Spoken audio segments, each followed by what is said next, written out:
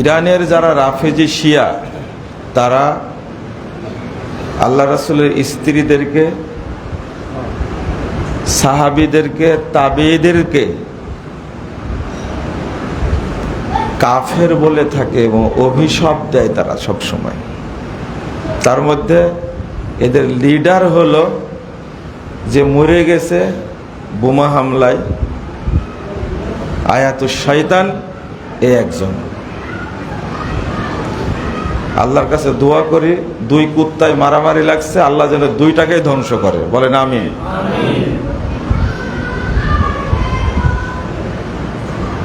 এই রাফেজি শিয়াদের উৎপত্তি হলো ইহুদিদের থেকে,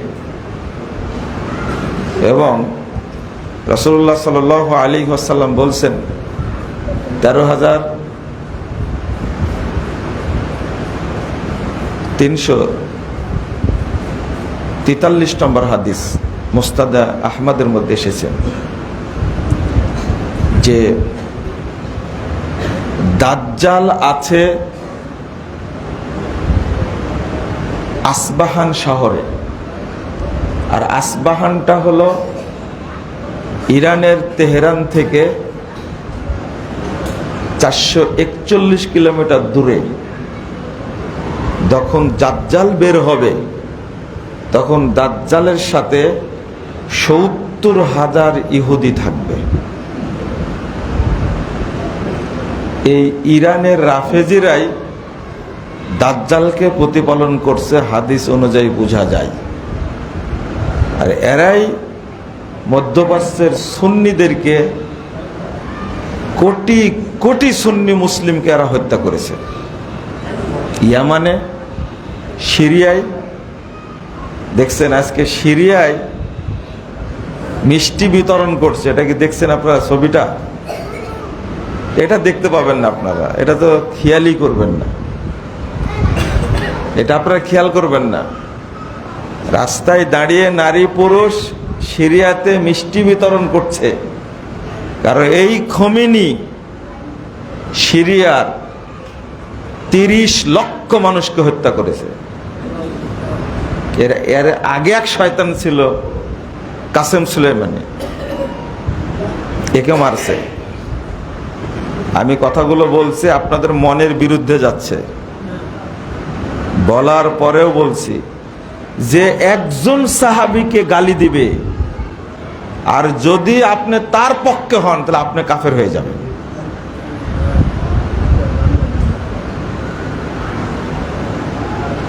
অথচ এই ইরানের শিয়ারা, রাফেজিরা 5 জন সাহাবী বাদ দিয়ে আল্লাহ রাসূলের সকল স্ত্রী, সকল সাহাবী, সকল তাবেঈ, সকল তাবে এবং আহলুস সুন্নাহ ওয়াল জামাতের যত ইমাম, ইমাম আবু হানিফা, ইমাম শাফি, ইমাম মালিক, ইমাম আহমদ, ইমাম বুখারী, ইমাম ইবনে তাইমিয়া সহ সবাইকে তারা কাফের মনে করে।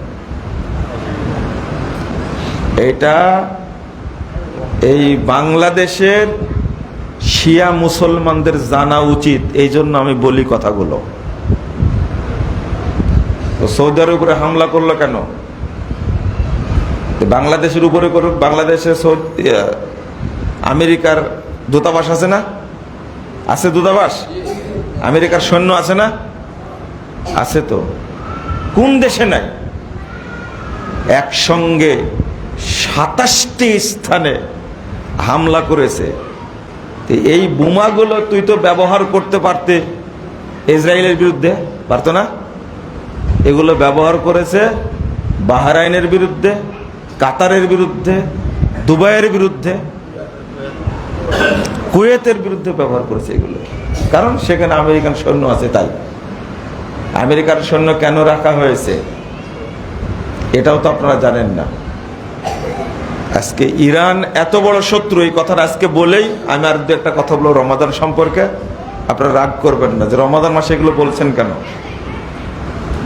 এই ইরানের রাফেজি শিয়াদের প্রতি ভক্তি দেখালে, ইন্না লিল্লাহ পড়লে আপনি কাফের হয়ে যাবেন, এতে কোনো সন্দেহ নেই। তাদেরকে চিনেন আপনি, আগে তাদের সম্পর্কে জানেন। এই রাফেজি শিয়ারা আর একটা রাষ্ট্র যদি দখল করতে পারে, ওদের টার্গেট ছিল সিরিয়া দখল করেছি, ইয়ামান দখল করেছি, লেবানন দখল করেছি, ফিলিস্তিন দখল করব, আর লাস্ট সিদ্ধান্ত সৌদি আরব দখল করব। সৌদি আরব দখল করলে তাদের মিশন শেষ। আমরা দোয়া করি এই একটি মাত্র রাষ্ট্র সৌদি আরব না থাকলে কোরআন এবং সুন্নাহর আলো থেকে সারা পৃথিবী বঞ্চিত হতো, সারা পৃথিবীতে পাওয়া যেত না। আপনি আগের ইতিহাসগুলো পড়বেন, আগের ইতিহাসগুলো আমি অবশ্য সবগুলো সাল বাই তারিখ ভ্রান্তির বেড়া জেলা একামতের দিন বইয়ের মধ্যে আমি অন্তর্ভুক্ত করে দিছি, যেন কেউ ধোঁকা দিতে না পারে। বইটা খুব তাড়াতাড়ি বের হবে ইনশাআল্লাহ। এই যে সৌদি আরব রাষ্ট্রটা যে কিভাবে টিকে আছে, এটা আল্লাহর কত বড় রহমত। মাত্র 103 বছর আগে এই সৌদি আরবে কাবার মুসাল্লা ছিল 4টা। কয়টা? 4টা। হানাফি, শাফি, মালিকি, হাম্বলি 4টা মুসাল্লা ছিল। সেখানে মুহাম্মদুর রাসূলুল্লাহ সাল্লাল্লাহু আলাইহি সাল্লামের মুসাল্লা ছিল না। বাদশা মোহাম্মদ বিন সৌদ 4টা মুসাল্লাকে ভেঙ্গে দিয়ে মুহাম্মদুর রাসূলুল্লাহ সাল্লাল্লাহু আলাইহি সাল্লামের মুসাল্লা প্রতিষ্ঠা করেছেন। আপনারা দোয়া করবেন যে মুসলিম বিশ্বে যেন শুধু মুহাম্মদ সাল্লাল্লাহু আলাইহি সাল্লামের আদর্শ থাকে, সব আদর্শ যেন ধ্বংস হয়ে যায়। এটা আল্লাহর কাছে বলবেন। আজকে মক্কা মদিনাকে তাক করে আছে যে কিভাবে মক্কা দখল করা যায়, মদিনা দখল করা যায়। শিয়াদের এই স্বপ্ন ইনশাআল্লাহ কোনোদিন পূর্ণ হবে না, ইনশাআল্লাহ। আমরা ছোট্ট একটা কথা বলি, যখন ইসরায়েলে হামলা চালাচ্ছিল ইরান, আর ইসরায়েল যখন হামলা চালাচ্ছিল ইরানে এবং লেবাননে, ঠিক ওই মুহূর্তে বাশারের বিরুদ্ধে আহলে সুন্নাহ ওয়াল জামাত যারা, এই যে মোহাম্মদ আল সারা আল জুলানি, ইনি কিন্তু আহলে সুন্নাহ ওয়াল জামাতের আমাদের আকীদার মানুষ, বলেন আলহামদুলিল্লাহ। যখন দেখলো বাশার টিকতে পারছে না, মজার ব্যাপার কি জানেন? লেবানন যুদ্ধ বন্ধ করে দিল, ইসরায়েল যুদ্ধ বন্ধ করে দিল, ইরানও বন্ধ করলো। বন্ধ করে বাশারকে বাঁচানোর জন্য সিরিয়ার দিকে চলে গেছে তারা। এমন জিনিস এই ইরান, তারা সবাই কি হয়ে গেছে এখন? এক হয়ে গেছে। আমি এই জায়গায় এসে আপনাদের বলতে চাই, শিয়াদের সম্পর্কে সচেতন থাকুন। শিয়াদের বিরুদ্ধে কথা বললেই বাংলাদেশের বহু মুসলিম আমাদেরকে গালি দেয়। আমি এখন বলি, বাংলাদেশে মুসলিম বেশি নাই, শিয়া বেশি আছে। শিয়া আকীদার লোক বেশি আছে বাংলাদেশে। যারা মা আয়েশাকে গালি দেয় আর তাদেরকে যারা আদর্শ মনে করে, ওরা মুসলমান? আপনি বলেন দেখি, মুসলমান তারা? কিভাবে সম্ভব?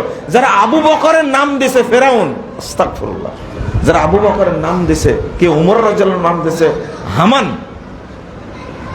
যারা কোরআনকে বিকৃত করে 90 পারা করেছে, এরা মুসলমান?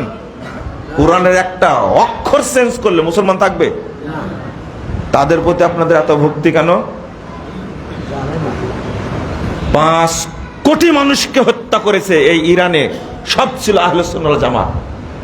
প্রতিদিন সুন্নিদের দোয়া করা উচিত, আল্লাহ যেন এই ইরানের শিয়াদেরকে ধ্বংস করেন। বলেন আমিন, বলেন। আজকে ইয়ামানে সুন্নিদেরকে 10,000 আলেমকে হত্যা করেছে এই খোমেনি। আল্লাহ এক সময় সুন্নিদের সময় দেন, কখন দিবেন সেটা আমরা জানি না, এতটুকু মনে রাখবেন। আল্লাহ যেন সারা পৃথিবীতে সুন্নি মুসলিমকে যেন হেফাজত করেন, বলেন আমিন। আমি বলি না যে আমেরিকা হামলা করেছে ভালো করেছে, আমি এটা বলছি না।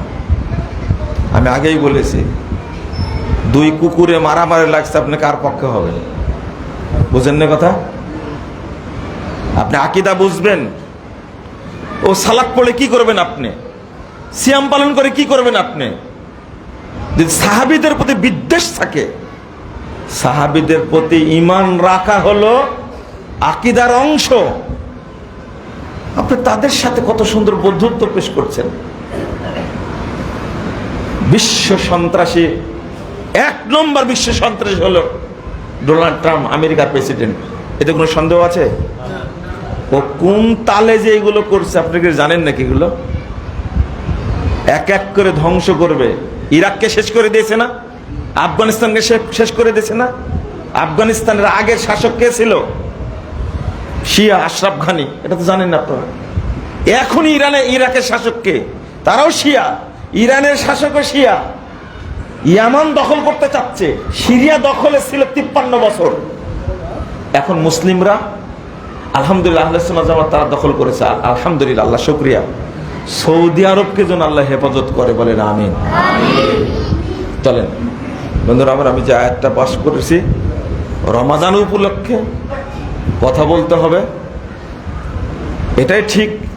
তবে প্রাসঙ্গিক কিছু কথা আসে, এটা আপনি মেনে নিতে হবে। আকস্মাত যে কোনো কথা আসে, এই আকীদা সম্পর্কে আপনারা জানবেন দয়া করে।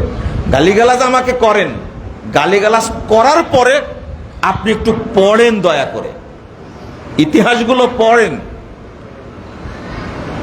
বাগদাদের জ্ঞান কেন্দ্র কেমনে ধ্বংস হয়েছে, কাদের কারণে ধ্বংস হয়েছে, হালাকু খাঁকে কারা নিয়ে আসছিল, এই ইতিহাসগুলো পড়বেন ভালো করে। আমি পড়ার জন্য শুধু ইঙ্গিত দিলাম। জাযাকুমুল্লাহ খায়রান। রমাদানে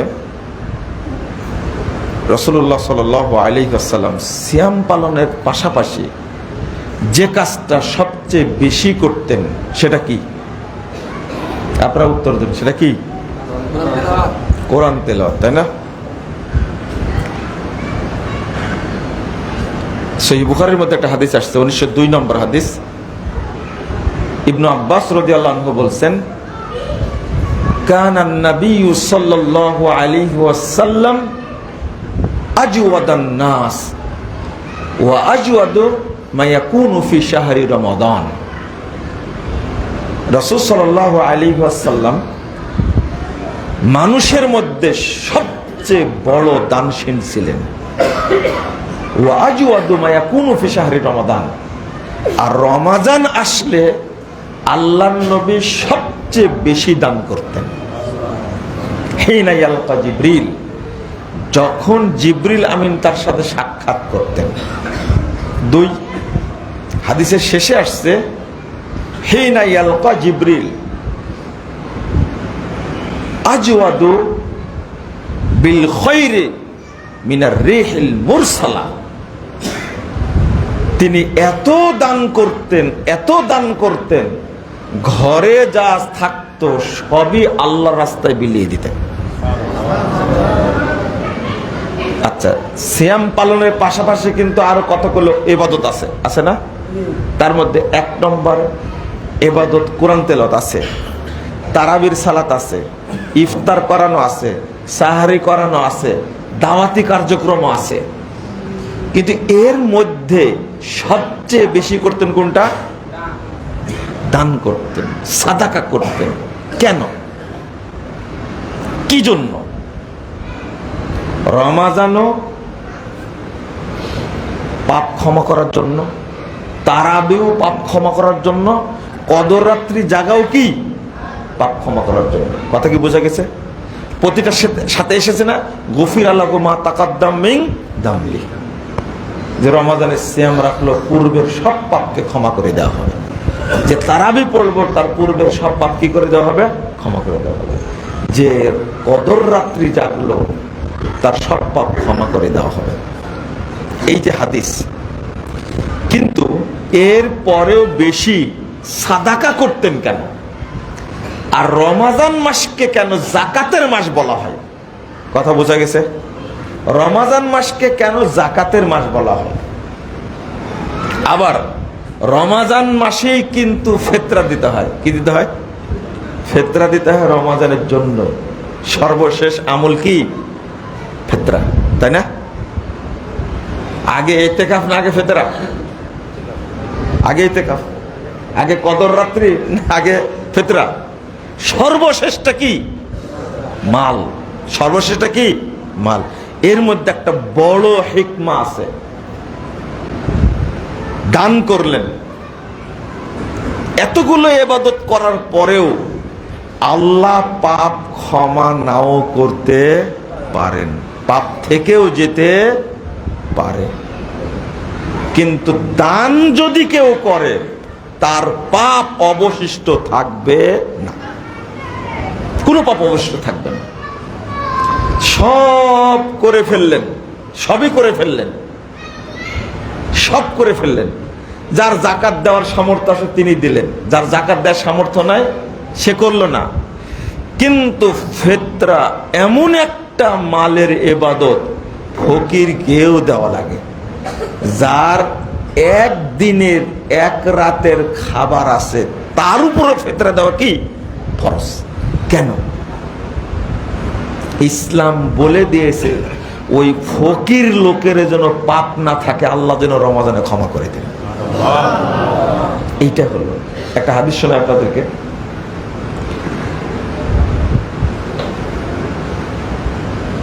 তাবরানী আওসাতের মধ্যে হাদিসটি বর্ণিত হয়েছে, সনদ সহিহ। একজন ব্যক্তি পাপ করেছেন, ইবাদত করছে, ইবাদতগাহে ইবাদত করছে 60 বছর। কত বছর? 60 বছর। এর মাঝে 60 বছর, কিন্তু 6 বছর না, কয় বছর? 60 বছর ইবাদত করেছে। এর মধ্যে একটা মহিলা তাকে ধোঁকা দিয়ে মহিলার পাল্টে পড়ে মহিলার সাথে এই দরবেশ পরহেজগার মানুষ জেনায় লিপ্ত হয়েছে। 6 দিন জেনা করেছে। কয়দিন? 6 দিন জেনা করেছে। জেনা করার পরে সে অনুতপ্ত হয়ে মসজিদ ছেড়ে পালিয়ে গেছে, অন্য আর এক মসজিদে যে আশ্রয় নিয়েছে, খাওয়া দাওয়া বন্ধ করে দিয়েছে। পাপে শোকে সব বন্ধ করেছে, খাওয়া দাওয়া। হাই, 60 বছর ইবাদত করলাম আর 6 দিনে আমাকে শেষ করে দিল। তে মানে না খেয়ে থাকা দেখে মানুষ তাকে একটা রুটি দিয়েছে। কি দিয়েছে?